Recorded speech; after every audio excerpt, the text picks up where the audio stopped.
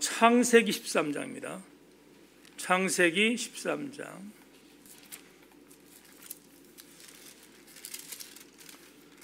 5절부터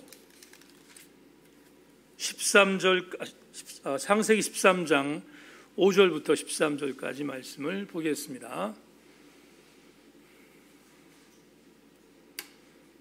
제가 가지고 있는 성경으로 구약성경 15페이지에 있습니다. 참고하시기를 바랍니다. 창세기 13장 5절로 13절입니다. 제가 말씀을 읽겠습니다. 말씀 봉독 끝나면 아멘으로 화답하시기를 바랍니다. 아브라함의 일행 롯도 양과 소와 장막이 있으므로 그 땅이 그들이 동거하기에 넉넉하지 못하였으니 이는 그들의 소유가 많아서 동거할 수 없었음이니라. 그러므로 아브라함의 가축의 목자와 롯의 가축의 목자가 서로 다투고 또 가나안 사람과 브릿 사람도 그 땅에 거주하였는지라. 아브라함이 롯에게 이르되 우리는 한 친족이라. 나나 너나 내 목자나 내 목자나 서로 다투게 하지 말자. 내 앞에 온 땅이 있지 아니하냐. 나를 떠나가라. 네가 좌하면 나는 우하고 네가 우하면 나는 좌하리라. 이에 롯이 눈을 들어 요단 지역을 바라본즉 수알까지 온 땅에 물이 넉넉하니 여호와께서 소돔과 고모라를 멸하시기 전이었으므로 여호와의 동산 같고 애굽 땅과 같았더라. 그러므로 롯이 요단 온 지역을 택하고 동으로 옮기니 그들이 서로 떠난지라. 아브라함은 가나안 땅에 거주하였고 롯은 그 지역의 도시들에 머무르며 그 장막을 옮겨 소돔까지 이르렀더라. 소돔 사람은 여호와 앞에 악하며 큰 죄인이었더라. 아멘, 아멘.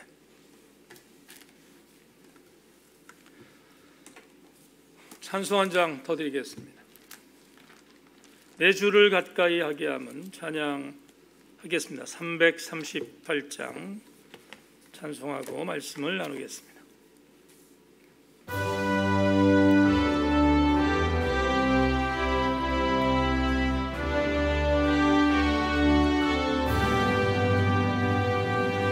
내 주를 가까이 하게 함은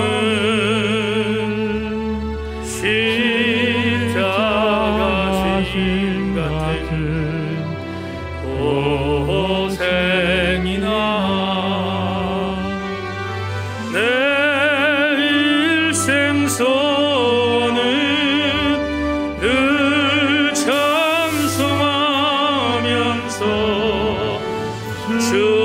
주께도 나아가기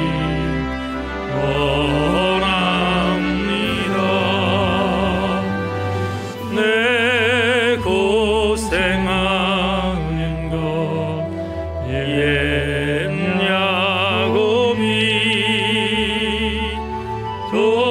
돌베개 베고 잠갔습니다.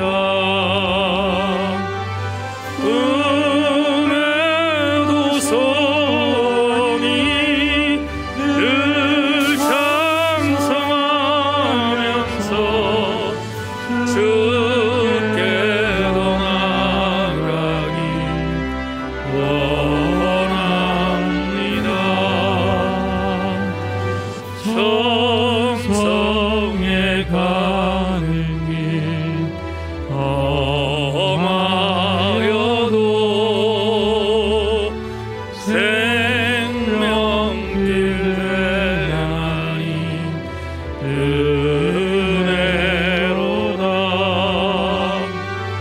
천사 날 부르니 늘 찬송하면서 주께로 나가기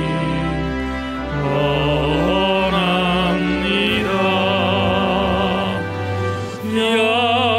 야곱이 잠 깨어 일어난 후 돌담을 쌓은 것 온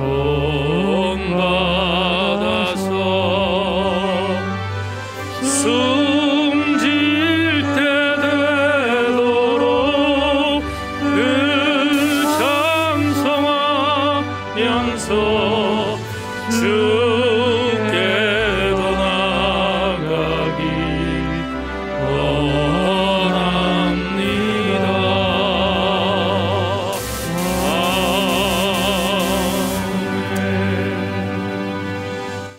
한번 기도하겠습니다.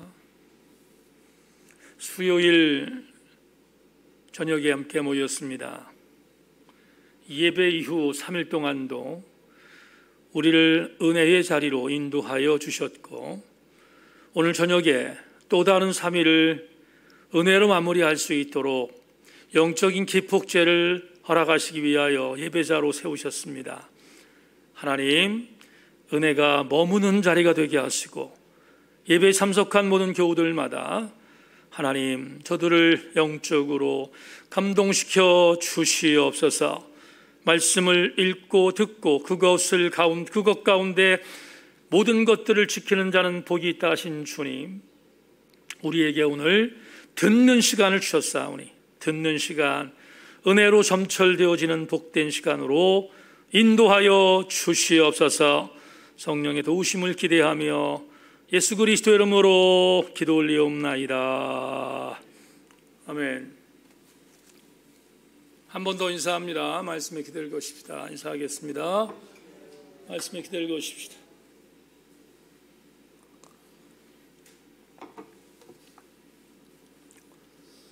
네, 주보에 있는 제목 그대로 계산하는 신앙이 가져올 재앙이라는 제목을 갖고 창세기 쉬운 한 번째 강의의 말씀을 나누겠습니다.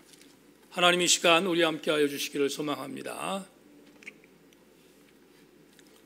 하나님은 다윗이 어디로 가든지 이기게 해주셨습니다.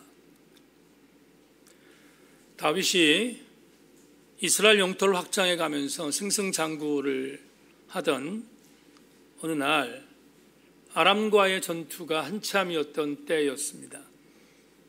이 아람과의 전투는 치열했기 때문에 수많은 사상자를 내고 많은 사람들이 죽어가는 치열한 전쟁터였습니다. 다윗의 군사들은 요압 장군을 중심으로 해서 아람과의 전투에서 지지 않기 위해서 최선을 다하여 싸우고 있었는데,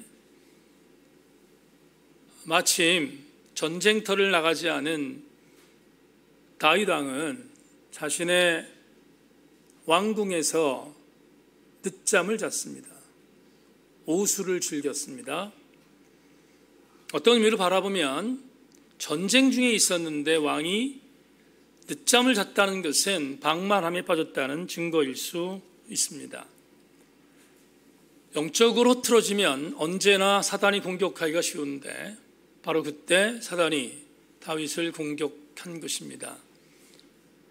왕궁의 지붕을 거닐다가 한 여인을 보게 되었고, 그 여인이 아름다워 보여서 그 여인을 자기 집으로 데려오게 했고, 그리고 그녀와 동침함으로 그녀에게 임신을 시키고, 그리고 불륜 남녀가 되는 그런 치욕적인 범죄를 자행한 사건이 그날 일어난 것입니다. 하나님께서 다윗을 어디로 가든지 이기게 하셨는데 다윗은 영적으로 틀어지기 시작했고 범죄했고 하나님이 좋게 여기실 리 없었습니다. 그 증거로 간통했던 밧세바가 임신한 것입니다. 불륜남이었던 다윗은 발등에 불이 떨어졌습니다. 그녀의 남편은 아람과의 전투에서 자신을 위해서 치열하게 싸우고 있는 우리야 장군이었습니다. 자신을 위해서 목숨을 걸고 싸우고 있는 남편을 둔 아내를 자기의 욕망을 채우기 위해서 간음한 것입니다. 그런데 예기치 않게, 물론 하나님이 아신 것이지, 그녀가 임신했습니다. 성경을 보면 그녀가 여성의 생리가 끝난 다음 날 동침했는데 임신했다고 증언하고 있는 걸 보면 이 일은 분명히 하나님이 하신 것입니다. 발등에 불이 떨어진 다윗은 어떻게든 간에 자신의 범죄를 가리기 위해서 비상하게 머리 쓰기 시작했습니다. 계산하기 시작했고요. 얍삽한 생각이 들었습니다. 그 당시는 유전자 감식을 하던 시대가 아니었기 때문에 혹시나 우리아가 전쟁에서 돌아와 그녀와 동침하게 되면 본인이 범죄한 사실을 숨길 수 있다고 머리로 계산한 것입니다. 전쟁의 치열함 속에 있는 우리아를 요압 장군에게 말해서 특별 휴가를 주라고 말했고, 특별 휴가를 받은 우리아는 집으로 돌아왔습니다. 그리고 그 내용이 기록된 사무엘 11장을 보면 좋은 음식거리를 함께 장만해서 우리아에게 내 아내의 집으로, 내 아내가 있는 곳으로 가서 편히 쉬라고 유혹합니다. 먹을 것을 잘 준비해서 보내는 사악함까지 곁들였습니다. 우리아는 충직한 다윗의 부하였습니다. 아내와 동침하라고 특별 휴가를 주었는데 집에서 자지 않습니다. 이유는 간단합니다. 지금 내 부하들이 아람과의 전투에서 쓰러지고 죽어가고 있는데 자신이 한가하게 아내와 동침할 수 없다는 생각 때문이었습니다. 충직한 생각인데 이 또한 하나님이 철저히 개입하신 것입니다. 우리아가 다윗의 계획대로 움직이지 않고 본인이 전쟁터로 다시 나가게 되었습니다. 발등에 불이 떨어진 다윗은 급해졌습니다. 여러분, 죄는 둔감해지고요, 죄는 담대해지고요, 죄는 확산됩니다. 다윗이 자기의 계획대로 되지 않은 것을 알고 더 급해진 나머지 전쟁터로 다시 나간 우리아를 자기의 신복이었던 요압 장군에 명령하여 죽이라고 살해 교사까지 합니다. 그를 적진에 깊숙한 곳에 던져놓고 너희들은 빠지라고까지 전략까지 가르쳐주는 사악함을 다윗이 요압에게 이릅니다. 성공합니다. 다윗의 기가 막힌 계획이 성공합니다. 우리아가 전쟁에서 죽습니다. 죽고, 그리고 다윗은 자기의 범죄가 누구도 알 수 없는 그런 성공적인 작품이 되었다고 아마 쾌재를 부렸을 것입니다. 그리고 얼마나 악한지 우리아가 죽자 장사를 지내고 그녀를 자기의 왕궁으로 불러 아내로 삼았다, 이렇게 사무엘하는 보고하고 있습니다. 여기까지 보면 다윗이 성공한 것처럼 보입니다. 다윗의 계산하는 신앙이 치밀한 계획 속에서 성공한 것처럼 보입니다. 그런데 사무엘하는 계속해서 다윗의 역사를 이어갑니다. 이후에 어떤 일이 벌어졌는가? 이런 일이 벌어집니다. 제가 오늘 성경 그냥 읽지 않고요, 전부 다 여러분들에게 뭉뚱그려서 말씀을 드리는데, 다윗이 강간하여 남의 아내를 빼앗은 이후 나단 선지자를 통하여 하나님께서 너희 가정을 칠 것이라고 명령하셨습니다. 그런데 일어난 사건이 뭔가? 먼저 불륜으로 잉태된 아이를 죽입니다. 하나님이. 여러분 아시는 것처럼 하나님이 치셨습니다. 이후에 그의 자녀들을 치시기 시작합니다. 제일 먼저 일어난 사건은 다윗의 아들이었던 암논이 이복 여동생이었던 다말을 강간합니다. 시간이 없어서 다 그 정황은 말씀드릴 수 없지만 이복 오빠한테 이복 여동생이 똑같이 밧세바에게 다윗이 했던 것처럼 강간합니다. 이걸 보았던 친남매지간이었던 다말의 친남매였던 압살롬이 분노합니다. 그래서 이복형이 어떤 자기의 누이 동생을 강간한 암논을 살해합니다. 잘 따라오십시오. 압살론의 패륜은 여기서 머물지 않고 아시는 것처럼 아버지 다윗을 쫓아내기 위해서 패륜을 저지릅니다. 아버지를 죽이려고까지 합니다. 그리고 아버지의 권위를 없애기 위해서 아버지의 후궁들과 함께 동침합니다. 심지어 압살론은 아버지가 다시 복귀할 것을 계획하여 수많은 신복들을 심어놓고 철저하게 아버지를 유린하려고 합니다. 그런데 다윗이 하나님 앞에 바로 서기를 작정하고 회개하고 다시 온전한 모습으로 돌아서자 하나님께서 다윗을 복귀시키잖아요. 복귀시키면서 그의 반대편에 있었던 압살롬을 요압에 의해서 죽이게 만듭니다. 여러분, 여기서 끝나는 게 아니고요. 그의 아들이었던 솔로몬이 왕이 됐습니다. 솔로몬이 왕이 된 뒤에 솔로몬을 맨 처음에 반역하여 왕이 되려고 했던 남아있는 아들 아도니아가 솔로몬이 왕이 된 것을 두려워하여 이모저모로 많이 피해 다니게 됩니다. 근데 결국 결론으로 말하면 솔로몬이 정적이었던 아도니아도 죽입니다. 자, 여러분 한번 보십시다. 암논도 죽었습니다. 압살롬도 죽었습니다. 아도니아도 죽었습니다. 딸이었던 다말은 몸을 더럽혔습니다. 그리고 불륜으로 낳았던 아들은 죽었습니다. 뭐라고 표현할 수 있을까요? 가문의 멸문지화입니다. 어떻게 이런 비극적인 재앙이 일어났을까? 간단합니다. 어렵지 않아요. 간단합니다. 다윗이 계산했기 때문입니다. 다시 다윗이 자기는 하나님께서 주신 은혜를 정말로 많이 받은 사람이었는데 하나님이 주신 은혜를 잃어버리고 망각하고 하나님께 범죄한 뒤에 그 범죄를 가리기 위하여 계산하기 시작했습니다. 계산한 신앙의 결과가 뭔가? 멸문지화였어요.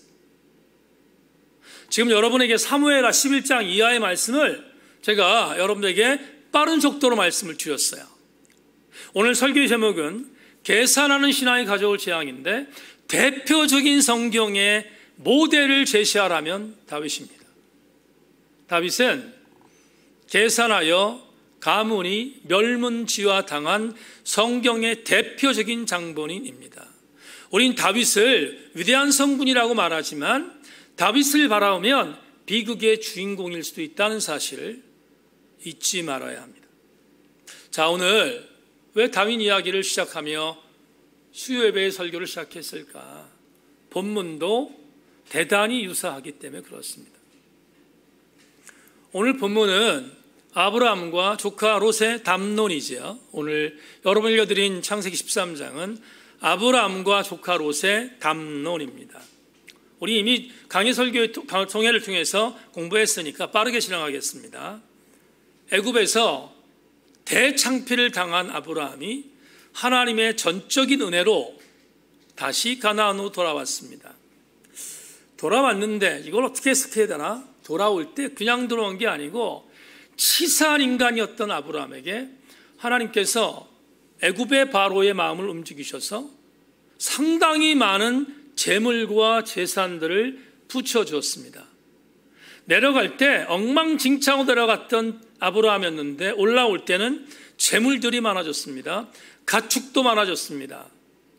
여러분, 팔레스타인의 농경문화에서 가축이 많다는 것은 부의 상징이거든요. 부자가 됐습니다. 올라왔습니다.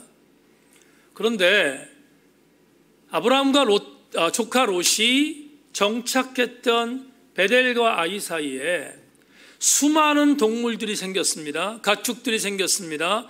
가축들은 물과 그리고 여러 가지 먹어야 할 풀들이 필요한 그런 동물들입니다. 그런데 가축이 많아지다 보니까 아브라함의 소유와 롯의 소유가 많아졌습니다. 그러다 보니 아브라함의 식솔의 어떤 하인들과 롯의 하인들이 충돌하기 시작했습니다.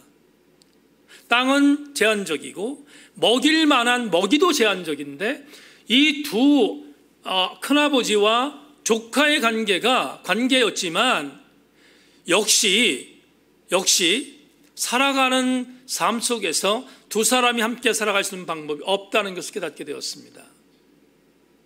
그래서 다툼이 심해졌음을 오늘 본문이 우리한테 말하고 있습니다.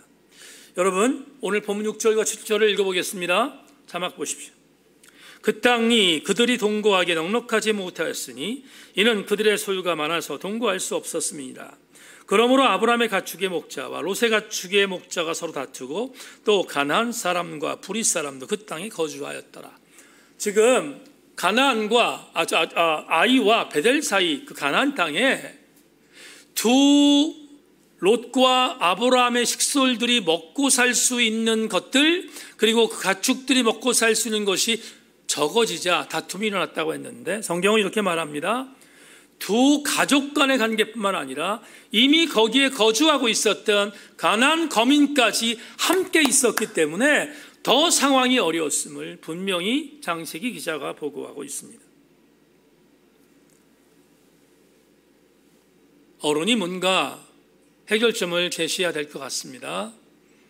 큰아버지 아브라함이 이 어려움이 있자 조카 롯에게 한 가지 의견을 제시해야 합니다. 우리가 여기서 같이 살 수 없을 것 같다. 더 있다가는 더 볼썽사나운 일이 벌어질 것 같으니까 우리 여기서 헤어져야겠다. 그리고 제안합니다. 여러분, 여기서 우리가 한 가지 짚고 넘어갈 것이 있는데요. 물질이 적었을 때 다투지 않았습니다. 가축들이 없었을 때 다투지 않았습니다. 그런데 가축이 많아졌습니다. 먹여야 할 식솔들이 많아졌습니다. 물질이 풍요로워졌습니다. 아이러니한 것은 이렇게 많아졌는데 다툼이 생기기 시작했습니다. 이 대목에서 우리가 한 가지 짚고 넘어갈 것이 있습니다. 여러분, 경제적인 축복은 꼭 복이 아니라는 것입니다. 나에게 있어서 경제적인 풍요로움이 내가 신앙적으로 올바로 서 있지 않는다면 그건 복이 아니라 저주입니다. 저는 목회를 30년 이상 하다 보니까 이것에 증언할 수 있는 사람들을 끌어올리려면 부지기수입니다. 어렸을 때, 어려웠을 때, 힘들었을 때 주님께 붙들려서 살려고 했던 수많은 지체들을 알아요. 그런데 그들이 어떤 이유인지 모르지만 그게 하나님의 복이라고 말하지만 저는 그렇게 인정하지 않습니다. 결과를 봤으니까. 하나님이 복 주셔서 경제적으로 부유하게 됐습니다. 경제적으로 풍요롭게 됐습니다. 근데 상당수 많은 사람들이 신앙을 버렸습니다. 경제적인 풍요가 하나님을 향한 신앙이 올바로 되어 있지 않는 자에게 임할 때 그건 저주입니다. 재앙입니다.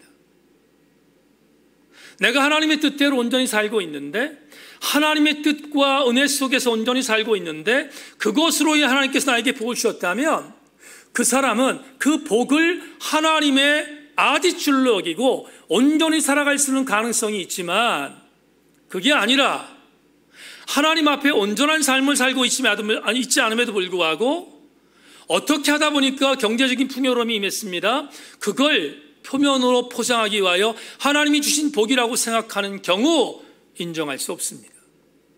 그건 하나님이 주신 복이 아닙니다. 그런 상당수의 사람들은 하나님의 자리를 떠났습니다. 그러니까 오늘 본문에서 보이는 경제적인 여러 가지의 부유함이 있는 아브라함과 롯에게 임했던 것은 다툼이 일어났다는 사실을 통하여 우리가 주목해야 할 것이 있다 이 말입니다. 여하튼 아브라함은 더 이상 조카 롯과 싸울 수 없어서 결단합니다. 헤어지자는 것입니다. 자, 그런데 이 헤어짐의 방법이 기가 막혔습니다. 저는 나이가 많은 큰아버지가 조카 롯에게 우리가 헤어질 때가 됐다, 헤어지는데 이렇게 헤어지자라고 말했던 오늘 본문 8절로 9절의 말씀은 정말 아브라함을 다시 보게 만드는 기가 막힌 반전입니다. 8절로 9절을 제가 읽겠습니다. 여러분 자막 보십시오. 아브라함이 롯에게 이르되 우리는 한 친족이라 나나 너나 내 목자나 네 목자나 서로 다투게 하지 말자. 내 앞에 온 땅이 있지 아니하냐? 나를 떠나가라. 내가 좌하면 나는 우하고 내가 우하면 나는 좌하리라. 여러분, 이 구절이 왜 제가 기가 막힌 반전이라고 말을 했는가? 이유가 있습니다. 아브라함이 갈대우르를 떠나 하란을 거쳐서 가나안에 들어와 아이와 베델에 맨 처음에 거했을 때 흉년이 들었습니다. 그래서 머리로 계산해서 이 계산이 기가 막힌 선택이야 생각하고 애굽으로 내려갔습니다. 내려갔다가 그곳에서 하나님의 전적인 계획하심을 통하여 위기를 극복하고 다시 원점으로 돌아왔어요. 지난주 수요일날 설교처럼 다시 원점으로 돌아왔어요.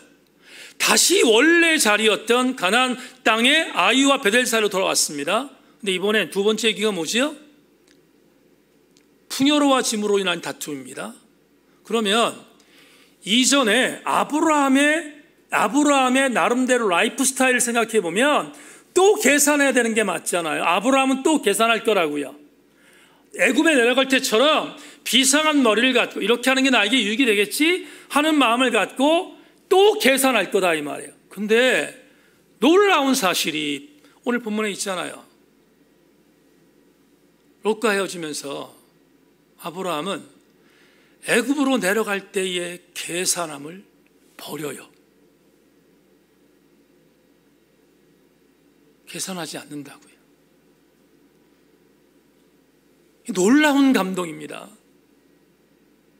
애굽으로 내려갈 때 이렇게 해야 내가 살 수 있어, 이렇게 해야 나에게 유익이 있어, 이렇게 하면 나는 100점이야 라고 생각했던 아브라함이 오늘 롯과 헤어지면서 그 비상했던 머리씀, 약삽했던 머리씀을 버리고 계산하지 않고 신앙적인 선택을 해요. 어떻게? 네가 우하면 내가 좌하고 네가 좌하면 내가 우할 거야. 이 말이 무슨 말입니까? 세속적인 우선 선택권을 포기했다 이 말이에요. 왜 포기했을까? 머리 비상했던 아브라함이 왜 포기했을까? 이유는 간단합니다. 두 번째 다시 원점으로 돌아왔던 아브라함은 하나님의 약속을 믿기 시작한 것입니다.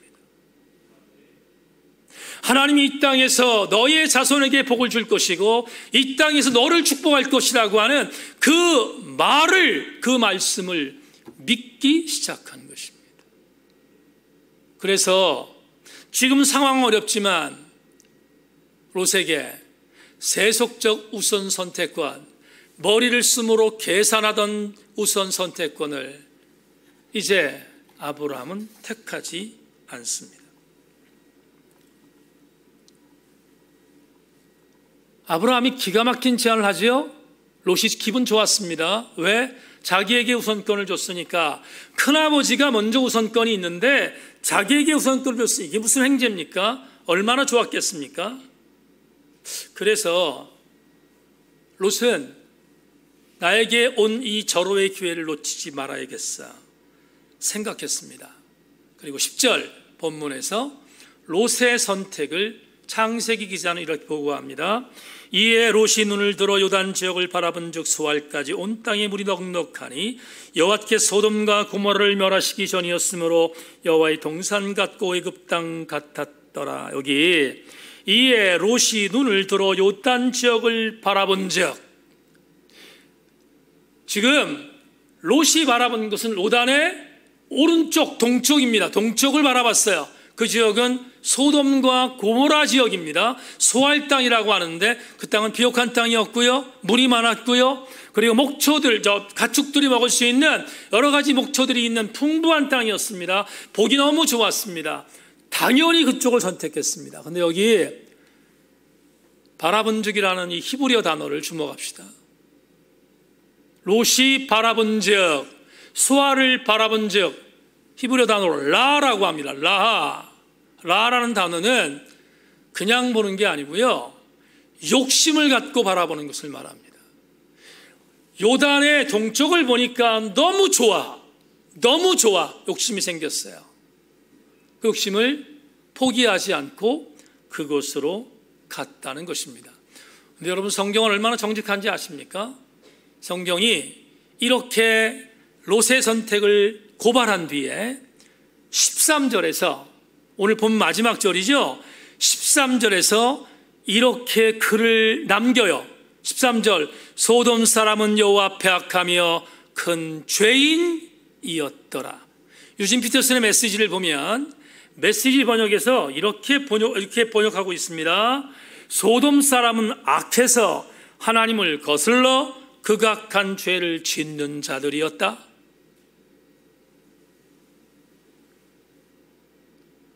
롯이 무엇을 못 봤을까? 롯이 보지 못한 게 있어요. 욕심의 눈이 멀어서 보았다고 했지만 보지 못한 것이 있어요. 소돔의 풍요로움이 얼마나 하나님 앞에 심판을 받아야 할 대상인지를 그는 보지 못했습니다. 우리가 이런 생각을 한번 해봅시다. 우리 눈으로 바라보는, 우리 시선으로 바라보는 여러 가지의 먹음직하고 보암직하고 지혜롭게 할 만큼 탐스럽기도 한 것들이 있습니다. 포기할 수 없는 그게 있습니다. 예수 믿는 우리들이나 예수 안 믿는 세상 사람들이나 똑같습니다. 전혀 다르지 않습니다. 그런데 적어도 말입니다, 예수를 믿는 우리들은 똑같이 보암직하고 똑같이 먹음직하고 똑같이 지혜롭게 한 탐스럽게 한 것처럼 보이는 것이 있더라도 세속적인 가치를 갖고 있는 사람들이 보는 것과 달라야 할 것이 하나 있습니다. 뭐가 달라야 하는가? 세상 사람들은 그게 영원할 거라고 믿어요. 보암직도 하고 먹음직도 하고 지혜롭게 할 만큼 탐스럽기도 한 것, 그게 영원할 것이라고 믿는 게 세속적 가치예요. 그러나 적어도 크리스티아노스들, 적어도 신실한 그리스도인들, 적어도 하나님의 뜻대로 살다고 생각한다는 사람들은 그들과 달라할 것이 있습니다. 똑같이 눈에 보여도 먹음직하고 보암직하고 지혜롭게 할 만큼 탐스럽게 한 것이라고 똑같이 보인다 할지라도 그들과 달라하는 것이 있다면 그건 다른 것이 아니라 그것들은 영원하지 않다는 것을 알 수 있는 것입니다. 그건 우리가 보아야 되는 거예요. 그건 우리가 그걸 볼 수 있어서 신앙생활을 하는 사람인 것입니다.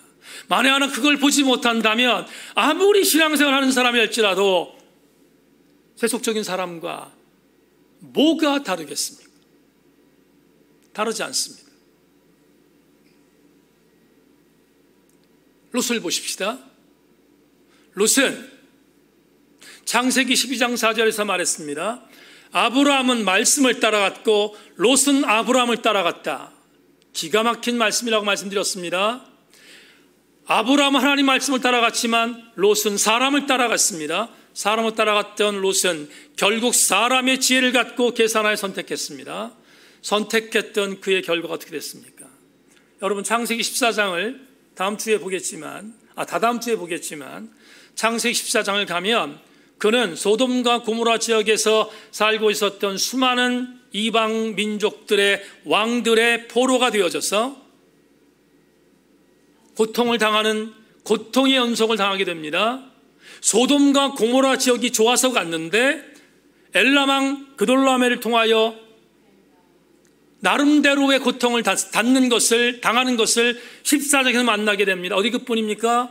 16장, 17장, 18장을 가면 창세기에서 나중에 공부하겠습니다. 그 유명한 소돔과 고모라의 심판의 사건이 등장합니다. 심판의 사건, 여러분, 소돔과 고모라가 불과 여왕을 통하여 심판받았다는 사건은 어떤 일을 바라보면 롯에게 있어서 롯은 살아남았으니까 롯은 괜찮다고 생각할지 모릅니다. 근데 아시는 것처럼 롯이 소돔과 고모라를 심판받자 그가 소알 땅으로 도망갔습니다. 소알 땅에 가서 두 딸과 함께, 여러분, 일륜으로 갈 수 없는 두 딸들이 아버지에게 술을 먹이고 그리고 동침하여 아들을 낳게 되었습니다. 그 아들들의 이름이 이스라엘을 지긋지긋하게 괴롭히는 모압과 암몬의 주상이 되지 않습니까? 그렇다면 롯의 운명이 뭘까? 계산하여 소돔으로 갔던 롯의 운명이 무엇이었을까? 오늘 설교의 제목입니다. 롯이 계산했던 신앙의 결과는 재앙이지 않았습니다.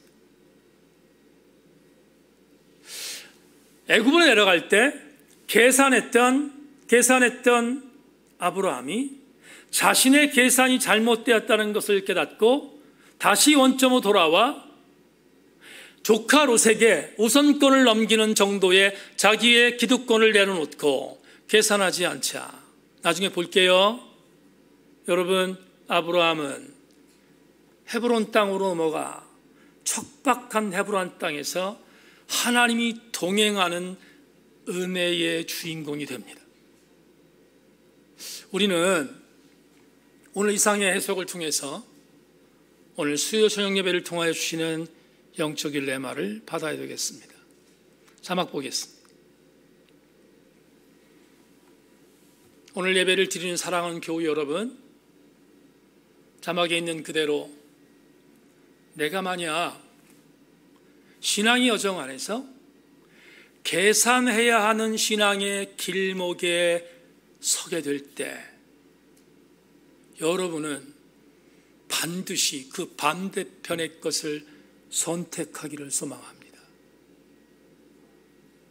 내가 계산해야 할 길목에 서게 될 때 계산하는 쪽으로 가지 말고 계산하지 않는 그 반대편의 선택을 선택하는 백성들이 되기를 소망합니다. 그래야 우리는 실패하지 않습니다.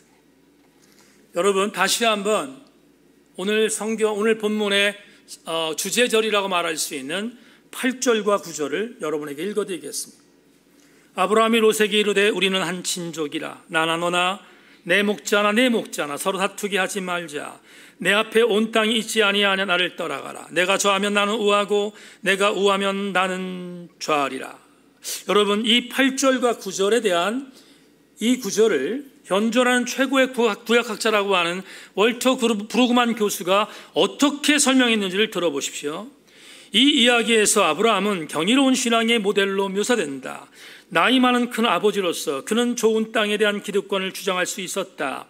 그러나 그는 약속을 믿고 있었기에 자기가 마침내 하나님의 뜻을 따라 그 땅을 얻게 될 것이라는 사실을 의심하지 않았다. 아브라함에 대한 해석이 월터 브루그만의 해석을 통하여 보면 기가 막히게 적절합니다. 반대로 롯을 봅시다.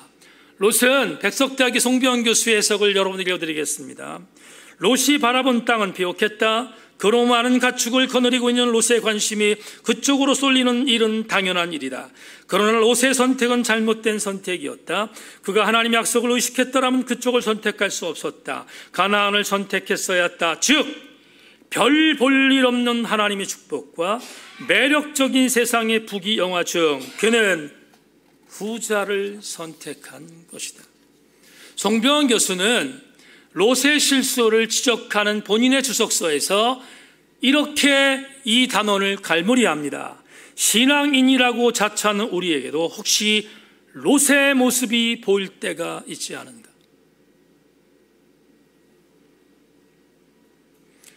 가슴에 잘 새기십시다.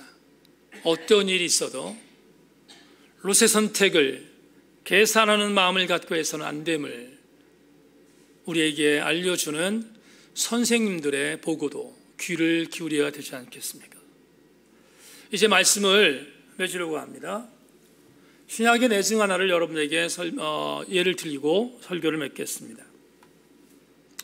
누가복음 12장 13절로 15절 말씀을 여러분에게 읽어드립니다. 자막 보십시오. 무리 중에 한 사람이 이르되 선생님 내 형을 명하여 유산을 나와 나누게 하소서 하니 이르시되 이 사람아 누가 나를 너희 재판장이나 물건 나누는 자로 세웠느냐 하시고 그들에게 이르시되 삼가 모든 탐심을 물리치라 사람의 생명이 그 소유에 넉넉한 데 있지 아니하리라. 이 구절을 인용하면서 설교를 참 많이 했던 기억이 있습니다. 여러분, 예수님께서 만났던 삶 중에서 상당수 많은 삶을 품었지 노하신 적이 별로 없습니다. 대상이 바리새인과 서기관과 제사장 그룹이 아닌 이상 일반적인 사람을 만났을 때 주님께서 화를 내거나 대노하신 적이 별로 없어요. 근데 유독이 이 본문에서 이 사람에게 주님이 대노하십니다. 어떤 사람이 주님을 찾아왔습니다. 찾아와서 내가 주님을 따를 텐데 주님이 그 전에 한 가지 해달라는 것입니다. 내 형이 있는데 내 형이 아버지 유산을 다 차지했으니까 주님이 가셔서 형을 설득해서 내 몫을 좀 나누라고 명하여 주십시오라고 부탁합니다. 그러자 예수님께서 이 사람을 향하여 대노하십니다. 그리고 주님의 반응은 이것입니다. 이 사람아, 여러분 여기 이 사람아로 되어 있거든요. 이 사람아, 얼마나 분노하셨으면 이름을 안 불러요. 이 사람아, 누가 나를 너희의 재판장이나 물건을 나누는 자로 세웠느냐. 이 구절을 보면서 섬뜩해집니다. 왜 그렇습니까? 여러분, 내가 신앙적인 계산을 하면 하나님께 명령하는 자가 됩니다. 내가 머리를 굴려서 얍삽하게 신앙하게 될 때 신앙의 주군이신 예수님에게 명령하는 자가 됩니다. 주님도 너무 불쾌하셨습니다. 왜? 이 사람은 이미 계산이 끝났습니다. 계산이 끝난 게 뭐죠? 이겁니다. 주님, 내가 주님을 따르긴 따르겠는데 내가 서류를 갖고 왔습니다. 서류 여기다 준비했습니다. 주님, 이 서류는 형이 나에게 유산을 나눠주는 서류입니다. 이거 내가 다 마련했습니다. 근데 이 사람의 요구가 뭐죠? 이겁니다. 주님, 내가 잘 준비해냈으니까, 내가 계산을 다 했으니까 좀 여기에 사인해 주십시오. 그런 뜻이잖아요. 여기에 사인하라는 거예요. 여러분, 신앙인은 그러면 안 돼요. 신앙인은 이 사람처럼 본인이 다 계획하고 계산하여 주님 여기 사인만 해주십시오라고 말하는 것이 신앙인이 아니라, 신앙인은 어떤 사람이 신앙인인가? 주님, 계획도 주님의 것이요 사인도 주님의 것이라고 고백하는 자입니다. 우리는 머리가 비상해서 다 인간의 생각을 갖고 만들어 놓고 주님 앞에 당신은 공증만 해주면 됩니다, 그리고 사인서를 내미는 그런 불신앙인들이 이 땅에 얼마나 많은지 모릅니다. 사단은 오늘도 저와 여러분들 이렇게 공격합니다. 형제여, 하나님도 이해하시니까 형제가 계획하고 형제가 작성하고 사인만 하나님께 받아라고 유혹합니다. 사단의 계략에 넘어가지 마십시다. 우리는 하나님의 식에 대하여 아멘해야 합니다. 하나님의 식은 누가복음 5장 11절에 기록되어 있습니다. 누가복음 5장 11절은 이렇게 말합니다. 그들이 베드로를 육지에 대고 모든 것을 버려두고 예수를 따르니라. 이 구절을 여러분 명심하십시오. 웬만큼 신앙생활하고 웬만큼 들을 기가 있고 웬만큼 연륜이 있고 웬만큼 경력이 있는 사람들은, 다시 누가복음 5장 11절, 그런 사람들은 이렇게 할 수 있습니다. 그들이 베드로를 육지에 대고 예수를 따르니라. 여기까지는 다 할 수 있습니다. 어느 정도 신앙적인 캐리어와 어느 정도 신앙적인 결론이 있는 사람들은 베드로를 육지에 대고 예수를 따른다는 것에 대하여 아멘 할 수 있습니다. 그러나 크리스티아노스는 거기에서 머무르면 안 됩니다. 크리스티아노스는 베드로를 육지에 대고 예수를 따르니라에 머물지 말고 베드로를 육지에 대고 모든 것을 버려두고 예수를 따르니라에 아멘해야 합니다. 그럴 사람이 계산하지 않는 사람입니다. 우리 교우들에게 수없이 말했습니다. 우리 홈페이지에도 있습니다. 내가 하나님 앞에서 계산하면 하나님도 마지막 날 나를 계산하지만, 내가 하나님 앞에서 계산하지 않으면 하나님도 마지막 날 나를 계산하지 않는다는 목회 철학이 이 목사의 목회 철학입니다. 사랑하는 수협에 나오신 교우 여러분, 계산하는 자는 결론이 재앙입니다. 우리 함께 계산하는 신앙이 아니라 순종하는 신앙인이 되어야 되지 않겠습니까? 이 은혜가 우리 모든 성도들에게 임하기를 주님의 이름으로 소망합니다. 하나님 감사합니다. 오늘 아브라함과 롯을 살폈습니다. 아브라함은 맨 처음 계산하는 신앙인으로 살았다가 그는 후에 계산하지 않는 믿음의 사람이 되었습니다. 그럼에도 불구하고 롯은 끝까지 계산했습니다. 하나님, 우리 세인 공동체에 있는 사랑하는 모든 지체들, 계산하지 않는 순종의 사람들 되게 하시고 믿음으로 잘 달려가 끝내는, 반드시 승리하는 하나님의 사람들 되게 하여 주시옵소서. 오늘 말씀을 들었습니다.